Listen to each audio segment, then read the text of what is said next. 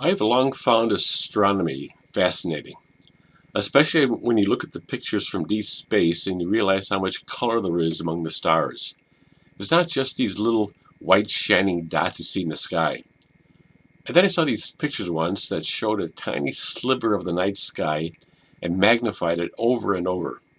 If you could see every single star at one time, you might not see any dark places at all when you look up at the night sky. Astronomy is also a perfect example of how two people can look at the same thing, have the same information, and reach entirely different conclusions. Either our world, the entire human race, has no significance in the overall picture, like one grain of sand out of all the beaches in the world, or they have infinite significance as the main focus of the infinite God of the universe.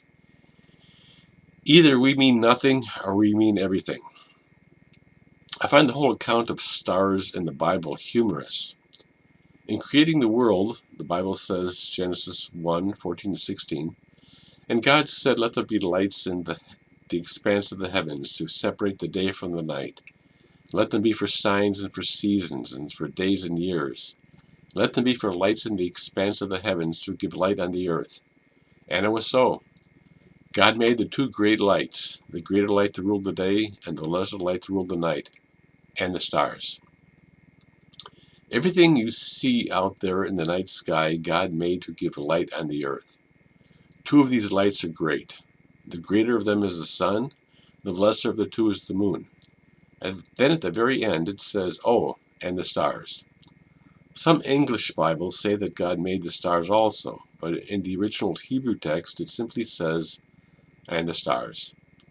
Like you buy a secluded ranch in Colorado and the real estate agent throws in the Rocky Mountains for free.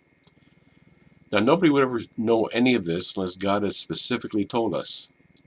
This is one of the vast limitations of science. It can describe things in enormous detail. It can predict things, sometimes with incredible accuracy, like what time the sun will rise anywhere in the world at any time in the future, but often can't tell you what something is or what it means. Science can't tell you what is more important, your neighbor or the Milky Way galaxy. Science can't even tell you what a human being is. Because there are similarities with certain animals, science says that they must be related and somehow one derived from the other. It can't tell you that human beings are created in the image of God and are the true center of the universe. No, if there is a God, he has to tell us what he is like and what the world is all about. And thank God he has. This is what the Bible is. Without the Bible, we are like a blind person dropped off in a rowboat in the middle of the ocean.